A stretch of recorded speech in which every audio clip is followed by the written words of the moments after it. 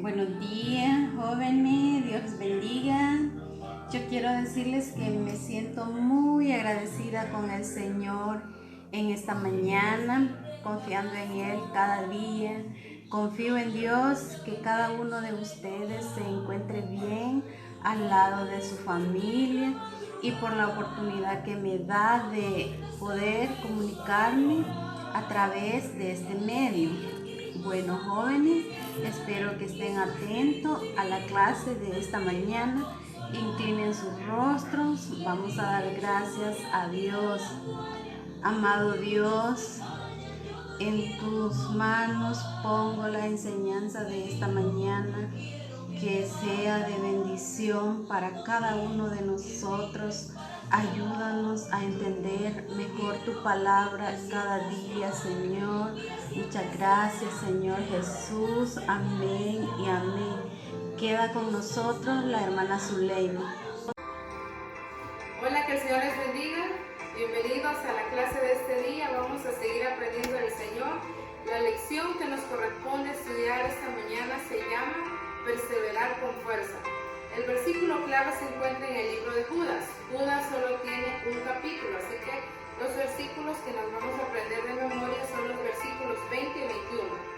Y dice así: pero vosotros, amados, edificándoos sobre vuestra santísima fe, orando en el Espíritu Santo, conservaos en el amor de Dios, esperando la misericordia de nuestro Señor Jesucristo para vida eterna. Les repito, la clase se llama Perseverar con fuerza. Si ustedes, están en la adolescencia, y mientras yo estuve en la adolescencia, estamos acostumbrados, ¿verdad?, a algunas adversidades, los padres, maestros, algunos compañeros mayores, amigos o familiares, siempre a menudo nos dan consejos sobre los peligros que existen con el sexo, conducir muy rápido, las drogas, la irresponsabilidad y cuántas veces nos han dicho o les han dicho a ustedes lo necesario y primordial que es planificar el futuro, ¿sí o no? Les han dicho, ¿qué vas a hacer tú cuando seas grande? Ven pensando, quizás algunos ya están en bachillerato, quizás otros ya el próximo año van a ir a bachillerato y ya les han dicho, ¿qué vas a hacer? Planifica tu futuro.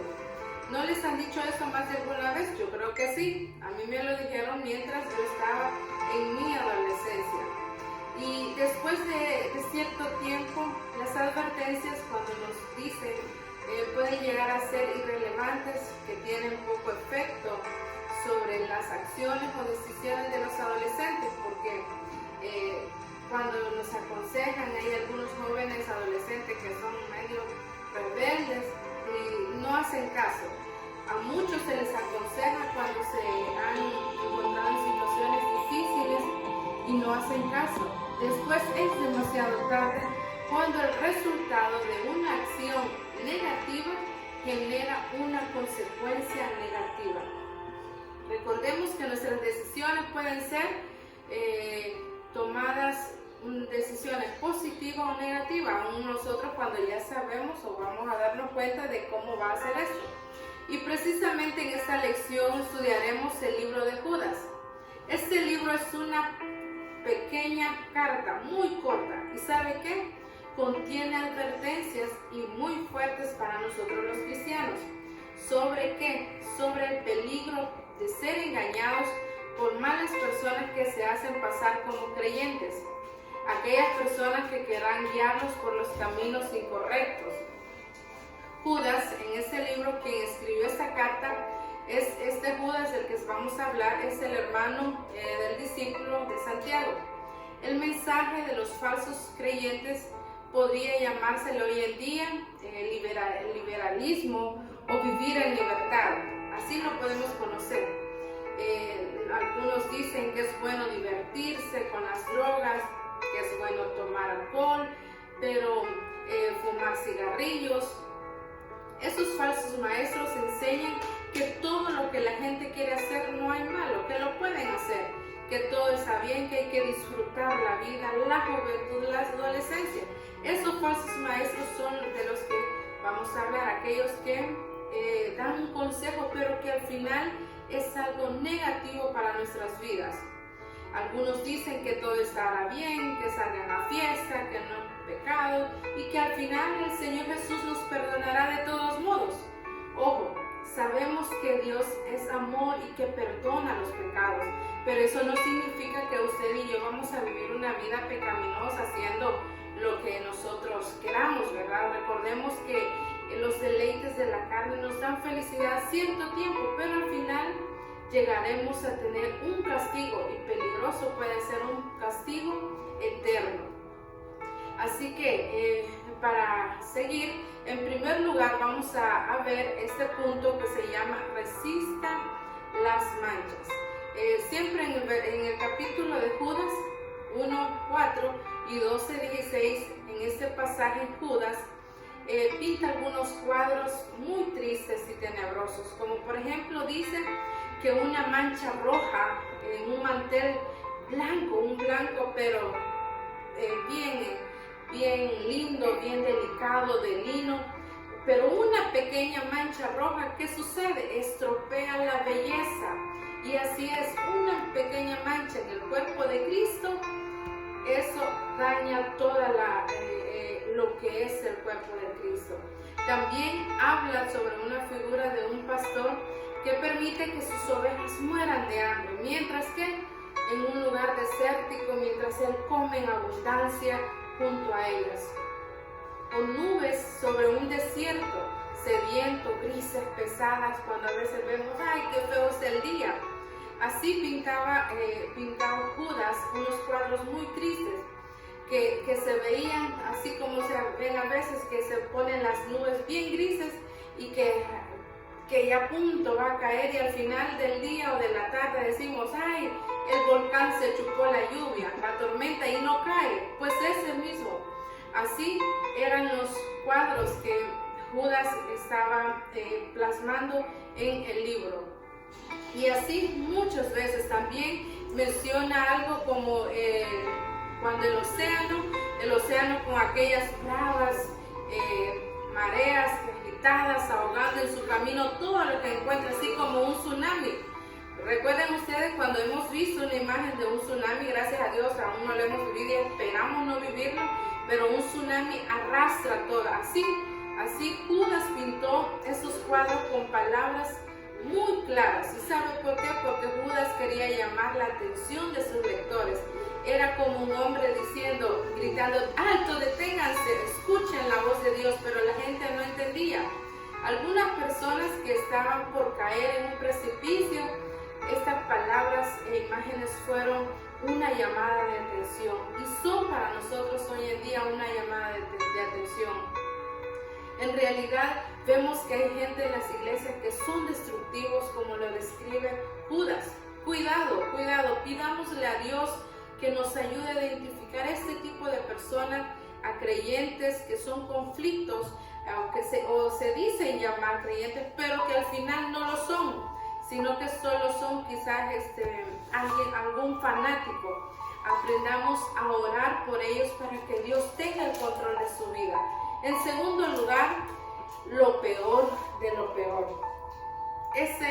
Esta parte se escucha bien fuerte, ¿verdad? Nos imaginamos lo peor de lo peor, algo catastrófico. ¿Y sabe qué?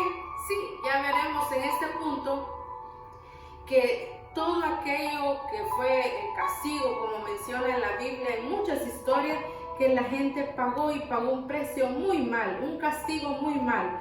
Judas siempre, de los versículos 5 al 13, esta lectura de este pasaje narra cómo hubo tanta y para aquellos castigo para aquellos que desobedecieron a Dios. Sufrieron un juicio muy grande en sus vidas. Todos sabemos que Dios perdona el pecado, pero solo si nos arrepentimos y aceptamos que hemos sido pecadores.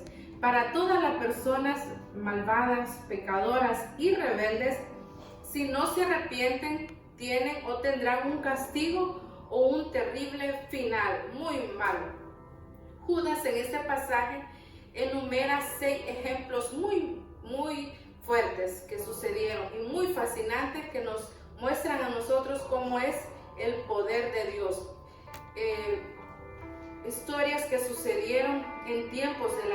Testamento, el punto principal de estas historias es que cada acto malo, ojo chicos, cada acto malo por la desobediencia, por el pecado, trae una consecuencia negativa. Estos 6 ejemplos que yo les voy a mencionar tienen finales de castigo terribles, catastróficos, llamémoslo así. Los vamos a ver. El primer ejemplo que yo les voy a mencionar es cuando Moisés sacó a los israelitas de la esclavitud de Egipto. Todos recordamos cómo en Éxodo menciona esta historia. Los israelitas dice que tenían miedo de invadir ¿cuál tierra? La tierra prometida, que ¿cuál era? Sí, Canaán, esa misma. ¿Pero qué? Sucede que los israelitas murmuraron, se quejaron y dijeron, ay, decían, estábamos mejor en Egipto, deberíamos de regresar a Egipto. Pero ¿sabe qué? Por esa murmuración, por esa crítica, por eso Dios hizo que permanecieran en el desierto durante ¿cuánto tiempo? Sí, 40 años. Y dice la Biblia que hasta que toda la generación de esa edad murió y no conoció la tierra prometida, la tierra de Canaán. Otro ejemplo muy fuerte es lo que sucedió. Todos hemos leído sobre Satanás, que Satanás dice que fue un ángel llamado. ¿Cómo fue llamado? Vamos a ver. Sí, Lucifer. Este se levantó y dice que ese ángel, como era bonito, se levantó con gran orgullo y se rebeló contra Dios. Imagínense usted, llevándose a una tercera parte de otros ángeles con él. Esto lo podemos ver en el libro de Apocalipsis, ahí, si usted tiene tiempo puede estudiarlo. Dice que todos estos fueron echados del cielo y serán castigados para siempre. Son 2 ejemplos de 6 que vamos a mencionar en el cual desobedecieron, se rebelaron, hubo un pecado. El tercero es lo que nos menciona en el libro de Génesis 19 sobre esta ciudad, Sodoma y Gomorra. Dice la Biblia que eran ciudades que estaban llenas de personas sexualmente inmorales, de pecado. Quizás, o me imagino un cuadro como hoy se ve hoy en día, en el cual se dan casamientos, mujer con mujer, hombre con hombre, que eso es un pecado. Quizás así estaba la tierra, estaba llena de pecado, de inmundicia. Pero ¿sabe qué? La Biblia menciona que Sodoma y Gomorra, que sus habitantes eran soberbios, que la gente era abominable. Y sabe que no había preocupación y amor por los pobres. También lo menciona en el libro de Ezequiel. Dios destruyó con una lluvia, y no lluvia de agua, no lluvia de granizo, sino que una lluvia de fuego que cayó desde el cielo, destruyó a toda la ciudad de Sodoma y Gomorra. El número 4. También recordemos que vamos a hablar el cuarto ejemplo de Caín. ¿Quién era Caín? ¿O quién fue Caín? Caín dice que fue el hijo mayor de Adán y Eva. Este hijo estaba celoso de su hermano Abel. ¿Por qué? Y por lo que este llegó a hacer tan grave pecado que lo mató y recibió un castigo Caín exageradamente. Dice la Biblia que a Caín le fue difícil trabajar la agricultura, quizás no podía sembrar los tomates, el maíz para hacer las tortillas, el chile. Imagínese usted, a este le fue difícil trabajar la agricultura y el Señor Jesús lo obligó a vivir como un nómada. ¿Y qué es un nómada? Es aquella persona que va de lugar a lugar y no se establece en ningún sitio de forma permanente, como un zarandajo, como a veces algunos dicen. Toda su vida vivió así vagabundo, no encontró paz, nunca halló una casita en el cual podía estar alegre, descansando después de una jornada de vida de agricultura, porque no podía. Ese fue el castigo de Caín, lo que el Señor Jesús le hizo pagar por tener una vida de pecado y por haber matado a su hermano Abel. El quinto ejemplo, otro ejemplo, ¿verdad?, que es de lo peor, es Balaam. Recordemos que era un profeta que contrató el rey Moab para pronunciar una maldición ¿sobre quién? Sobre el pueblo de Dios, sobre los israelitas. Dios no permitió que Balaam los maldijera. Poco después los hijos de Israel mataron a Balaam, imagínense usted. Y el sexto ejemplo, que también fue algo terrible que sucedió, sobre un hombre llamado Coré. Este hombre vivió en la época donde Moisés estuvo llevando al pueblo de Israel. Este Coré formaba parte del grupo de Moisés, que Moisés sacó de la esclavitud de Egipto. En el desierto, Coré llevó, dice la Biblia, a 250 hombres a desafiar la autoridad dada por Moisés, de Dios a Moisés.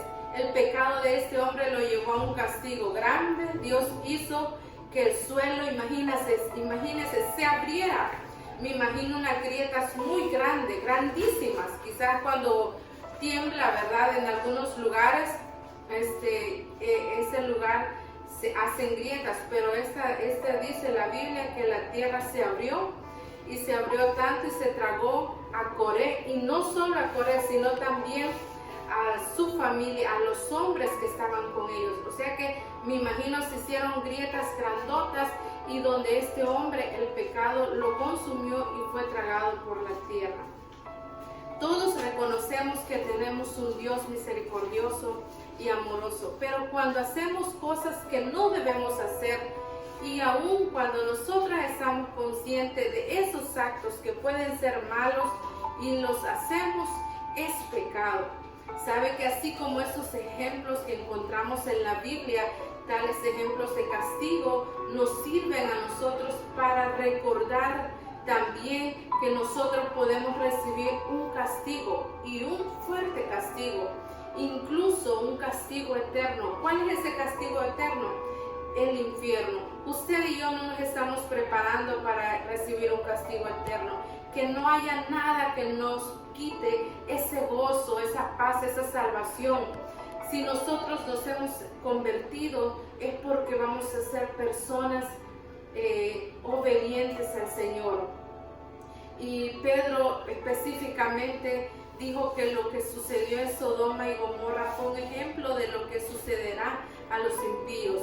A veces es necesaria una acción drástica para proteger a otras personas, y puede ser que Dios tuvo o tiene que tomar medidas para evitar el pecado y evitar que la rebelión se extendiera. ¿Qué sucede cuando en casa nos portamos mal o desobedecemos? Cuando yo me portaba mal o desobedecía, cuando vivía en mi casa, era una adolescente, a mí me castigaban, me llamaban la atención, mi mamá o mi papá. ¿Y sabe qué? Casi siempre recibimos un castigo. Y ese es el precio. ¿Por qué? Por la desobediencia a una acción negativa. Si usted se porta mal, yo creo que a usted tal vez le han de llamar la atención. Antes, ¿verdad?, nos pegaban, hoy no sé si aún les castigan a los adolescentes, pero a veces hay otra clase de castigo. Así que usted haga todo lo posible. Nosotros pidámosle a Dios que nos dé conciencia fuerte, un espíritu fuerte, que el Espíritu Santo sea quien tome el control de nuestras vidas, que nos ayude a preservar y terminar la carrera cristiana en victoria. Recordemos su tarea, mi trabajo como cristianos es cumplir lo que su palabra nos dice, hacer lo posible para vivir una vida conforme al corazón de Dios y que podamos perseverar con fuerza. Así que les animo, chicos, a que nos portemos bien, a que evitemos todo aquello que nos pueda traer una consecuencia negativa y no recibir un castigo. Porque el Señor sí sabemos que es amor, pero también es un Dios celoso y que puede llegarnos a dar un castigo, así como sucedió con esas personas. Quizás no se va a abrir la tierra, quizás no va a caer un fuego, pero Dios todo lo lleva bajo control. Y recuerden, toda acción mala o negativa tiene una consecuencia mala o negativa. Así que esta es la clase, y bueno, la tarea está bien fácil. Primero, el nombre de la lección, y segundo, mencionar los 6 ejemplos que yo ya les di a conocer en la parte número 2. Que el Señor les bendiga y queda nuestra hermana Marisela con la oración. Nos vemos. Bueno, jóvenes, damos por terminada la clase de esta mañana. Vamos a orar para despedirnos. Inclinen su rostro. Gracias, Padre, por esta hermosa palabra que nos permites escuchar. Muchas gracias porque es de bendición para cada uno de nosotros. Guarda de nuestras vidas en el nombre de Jesús. Te lo pedimos todo. Muchas gracias. Amén y amén. Dios les bendiga.